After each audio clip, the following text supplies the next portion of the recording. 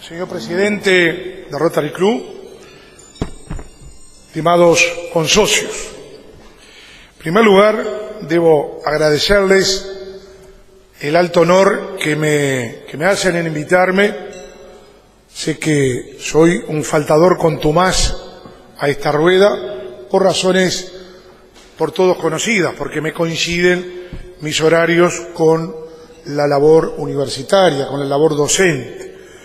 Y muchas veces se me hace difícil, a veces por no imposible. Yo hasta el año pasado los martes daba clase en la Escuela Nacional de Policía, allá en Camino Maldonado, kilómetro 12. Entonces daba clase de 10 a 12, entonces llegar hasta acá en media hora es bastante complicado. Pero bueno, nos hemos hecho un espacio como corresponde y espero que por lo menos una vez al mes pueda asistir a esta rueda tan importante donde tenemos tantos amigos y donde naturalmente todos venimos a aprender, a escuchar y intercambiar opiniones con nuestros consocios. El tema para el cual ustedes me han invitado en la mañana de hoy, el mediodía de hoy, es el de la reforma del Estado. Tema que a mí me persigue en la vida. Hay ciertos temas o ciertas cosas que a mí en la vida siempre me han perseguido de alguna manera, ¿no? O han estado vinculados a mi vida. Ustedes saben que yo fui 2 veces director de la Oficina Nacional del Servicio Civil, entre 1985 y 1990, y luego entre 1995 y el año 2000. Allí tuve una participación muy activa en estos temas. Y este año me pasó algo muy particular. Allá por el mes de abril recibí una invitación de la Cátedra de Derecho Administrativo de la Universidad de Buenos Aires para participar en un seminario sobre reforma del Estado en Buenos Aires. Un seminario que lo organizó la Cátedra de Derecho Administrativo de la Universidad de Buenos Aires con la Gobernación de Salta y la Escuela Nacional de Administración, la ENA, de Francia. Esto fue en el mes de mayo. La conferencia que participé allí fue en el mes de mayo. Pero en el mes de agosto fui invitado también por COFE. La Confederación de Obreros y Funcionarios del Estado cumplió 50 años y me invitó a disertar en el 50 aniversario sobre el tema de reforma del Estado. Y bueno, ahora el Rotary Club, esta rueda de amigos, me invita también a hablar sobre este tema. O sea que es la tercera vez que este año debo exponer sobre este tema. Un tema que indudablemente lo primero que debo decir es que es un tema muy importante, tan importante que no está en la agenda de los partidos políticos. En esta época que vivimos este carnaval de las promesas, uno de los temas que está ausente de la agenda de los partidos políticos es de la reforma del Estado. Eso demuestra que es un tema difícil, complejo, que lo venimos hablando en el Uruguay de reforma del Estado desde la década de los 80, los 90, los 2000. Se ha dicho incluso por un presidente de la República que iba a ser la madre de todas las reformas y terminó siendo, no sé si la suegra o la madrastra, porque evidentemente ha quedado ahí.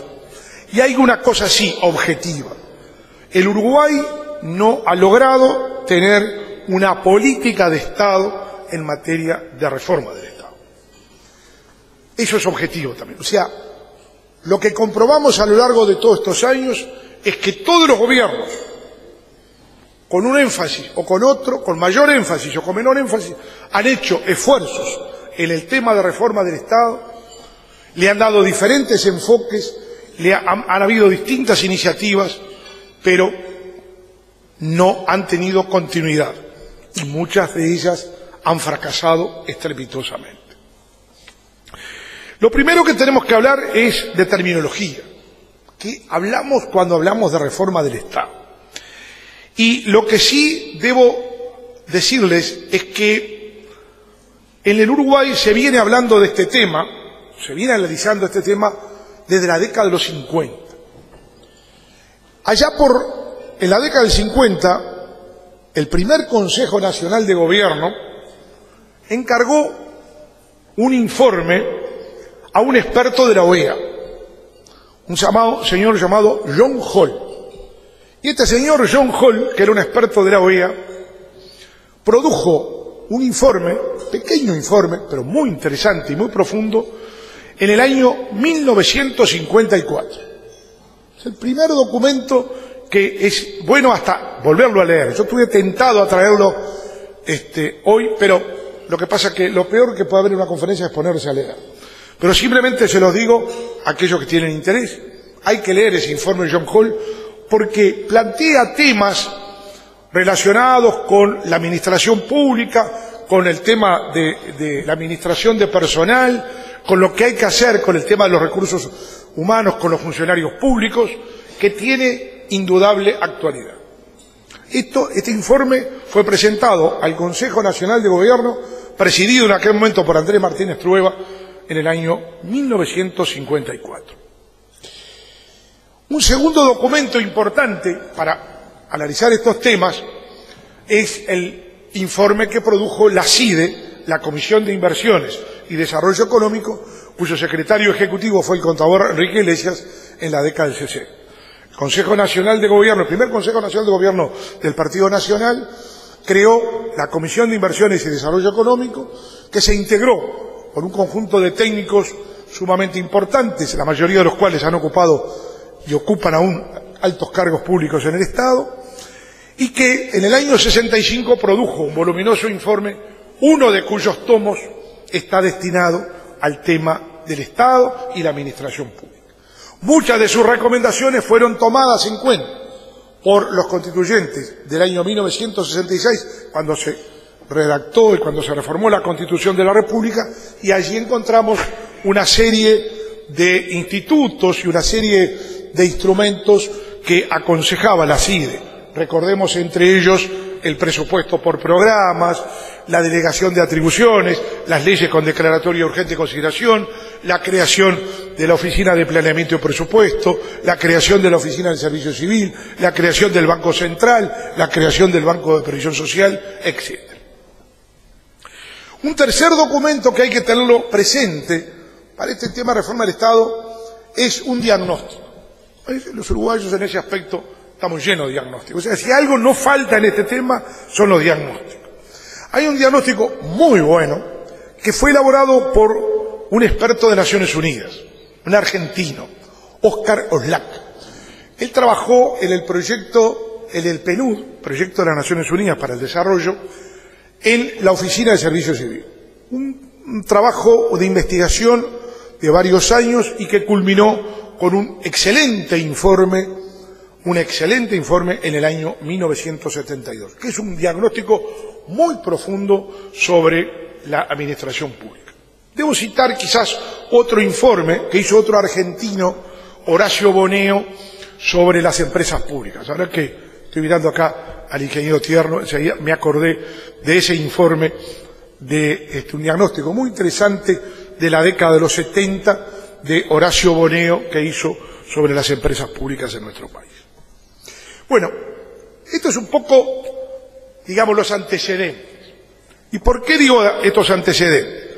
Bueno, porque allá por la década de los 60, cuando se instala la Oficina de Servicio Civil acá en el país, en el año 1969, la Constitución de 67 la previó, fue creada y en el año 67 comenzó a funcionar, dirigida por el doctor Aquiles Lanza. Bueno, en aquella época, los años 69, 70, se hablaba de la reforma administrativa.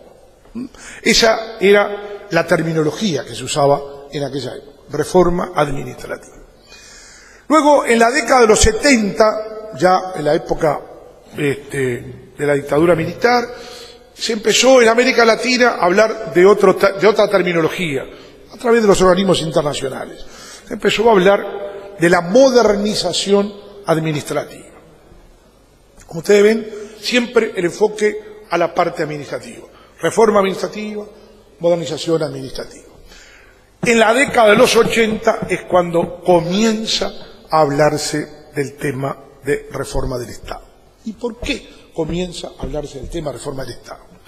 Porque el tema de reforma del Estado es mucho más amplio, es más profundo. Y allí nos tenemos que poner de acuerdo qué hablamos cuando hablamos de reforma del Estado. O sea, cuál es el alcance que le damos. Porque, sin ninguna duda, tiene un aspecto político, un aspecto económico y un aspecto administrativo. Es decir, cuando hablamos de reforma del Estado, estamos hablando de la reforma del aparato estatal. Y estamos hablando de un problema central que es ¿cuánto Estado queremos? El tema que se dio, la discusión que se dio primero a nivel de la teoría, de la doctrina, y luego a nivel de los gobiernos de Margaret Thatcher en Inglaterra y Ronald Reagan en Estados Unidos, que encabezaron en aquella época, aquella ola de liberalización, de privatización de empresas públicas, de lo que llamó François Rebel en un libro El rechazo del Estado, el cuestionamiento a la intervención del Estado en la economía. Cuestionamiento que, es importante señalarlo, provino no solo de las corrientes liberales, sino también provino de las corrientes neomarxistas. Es muy interesante este aspecto, porque muchos creemos que los cuestionamientos a la intervención del Estado, a ese Estado gordo, vino solamente de los sectores liberales, o de los que preconizaban las ideas liberales. No, sin embargo, los sectores de la doctrina neomarxista también cuestionaron la ineficiencia de ese Estado. Creo que en eso coincidieron. Tanto los sectores liberales como los sectores neomarxistas coincidieron en la ineficiencia del Estado. Un aparato estatal era gordo, pesado, y allí se empezó a discutir qué caminos había que tomar. Si el camino había que reducir ese Estado o si lo que había que hacer era mejorar su eficiencia, su funcionamiento. Nosotros acá en el Uruguay comenzamos a hablar del tema de reforma del Estado luego del restablecimiento democrático, allá por 1988. Concretamente, yo como director de la Oficina de Servicio Civil promoví un seminario allá por 1988 con expertos internacionales y con dirigentes políticos sobre gestión del Estado y desburocratización. Bueno, en ese seminario se empezó claramente a hablar, formalmente, diría yo, de este tema de reforma del Estado. Y allí tuvimos distintos enfoques. Primero, en el primer gobierno del doctor Sanguinetti, bueno, allí se encaró un tema que creo que ha sido, de alguna manera fue una bandera en este tema, que fue la disminución del número de funcionarios públicos. Concretamente, yo le propuse en aquel momento al presidente de la República dictar un decreto prohibiendo el ingreso de nuevos funcionarios públicos. Fue así como en el año 1986 se dictó un decreto que luego, en el gobierno del doctor Lacalle en 1990, se hizo por ley, que fue la prohibición de ingreso de nuevos funcionarios públicos, salvo aquellos que fueran necesarios en aquellas áreas como la salud, la educación, etc. Bien, entonces, el primer enfoque que se dio a través de los gobiernos fue trabajar, por un lado, con el tema de limitar, reducir la plantilla de funcionarios públicos. Norma que estuvo vigente desde 1986 hasta el año 2005. Y que fue una norma que se mantuvo durante bastante tiempo este tema y progresivamente los diferentes gobiernos a lo largo de 20 años fueron logrando reducir el aparato, la cantidad de funcionarios públicos. Pero indudablemente el tema de reforma del Estado no pasa solamente por reducir la plantilla funcionaria, porque hay temas mucho más profundos. En el año también se encararon procedimientos para eliminar trámites. En aquella época todavía no había computación ni había internet, todavía estábamos en una época en que lo que se procuraba era eliminar trámites, reducir el trámite de los trámites administrativos, etc. Bueno, en el año 90, del 90 al 94, el gobierno del doctor Lacalle, allí se da un impulso muy importante el tema de reforma del Estado con la llamada Ley de Empresas Públicas, que como todos sabemos, esa Ley de Empresas Públicas permitía privatizar algunos servicios. Se eliminó, por ejemplo, el monopolio de los seguros, hay que tener en cuenta, muy importante, la Ley de Puertos, y esa Ley de Empresas Públicas, como ustedes saben, terminó con un recurso de referéndum allá por el año 93, donde hubo un alto en este tema, fundamentalmente referido al tema de Antel. Pero el tema de reforma del Estado continuó, y en el segundo gobierno de Sanguinetti, en el 95, el instrumento que se utilizó para la reforma del Estado fue la Ley de Presupuesto. Ese fue otro enfoque. Bueno, concretamente en el 95, la Ley de Presupuesto creó el Comité Ejecutivo para la Reforma del Estado, a cargo de la Oficina de Planeamiento de Presupuesto, el Ministerio de Economía y Finanzas y la Oficina Nacional del Servicio Civil. Allí se trabajó intensamente, sobre todo eliminando unidades ejecutoras, eliminando tareas que no eran sustantivas, y allí se definió cuáles eran los cometidos que eran sustantivos o sustanciales para el Estado y los que no lo eran. Y los que no lo eran directamente fueron privatizados, fueron eliminados, fueron tercerizados.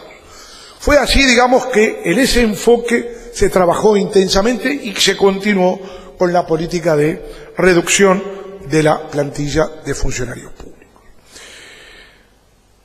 Esta política que se continuó en la década del 2000, allí hay que tener en cuenta todo el tema de la crisis del 2001-2002, cambia sustancialmente a partir del año 2005.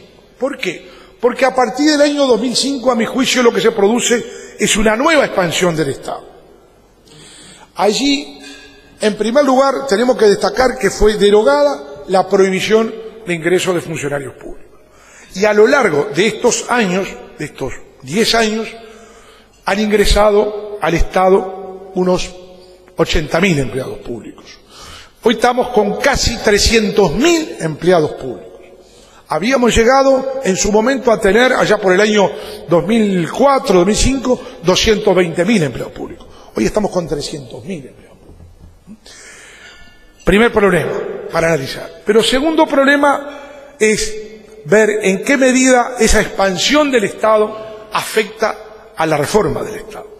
O sea, ¿cuál es la voluntad? Porque los diferentes gobiernos, el doctor Dabre Vázquez lo dijo claramente, que la reforma del Estado sería la madre de todas las reformas. El presidente Mujica, cuando asumió, también dijo que el tema del Estado le preocupaba mucho, incluso impulsó una serie de reformas en el tema del estatuto del funcionario y en las distintas categorías por las cuales se ingresa a la función pública. Se creó en el ámbito de la Oficina del Servicio Civil Uruguay Concursa, por el cual todos los ingresos se hacen estrictamente por concurso público y abierto. Pero creo que este es un tema que lamentablemente en el Uruguay aún estamos en el debe. No, mejor dicho, yo creo que nos falta una gran discusión sobre este tema, una definición como política de Estado de qué hacer con el Estado. Creo sí, y debo destacar especialmente, que en el ámbito de las empresas públicas en nuestro país cambió mucho. Y los cambios que se han producido en los últimos 30 años en el país han sido profundos y sustanciales. Y las empresas públicas fueron las únicas que realmente a lo largo de estos años, de estos 30, 40 años, bajaron el número de funcionarios públicos y aumentaron su eficiencia. Sin ninguna duda, las empresas públicas en nuestro país, que son pocas, pues tenemos que hablar de apenas una docena de empresas públicas. Pero ¿cuál es el otro problema?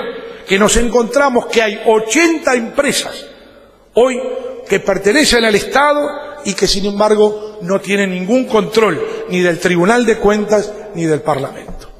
Entonces tenemos un grupo de empresas públicas, ANCAP, UTE, Antel, Banco República, etcétera, que están bajo el Contralor del Estado, que son empresas del Estado.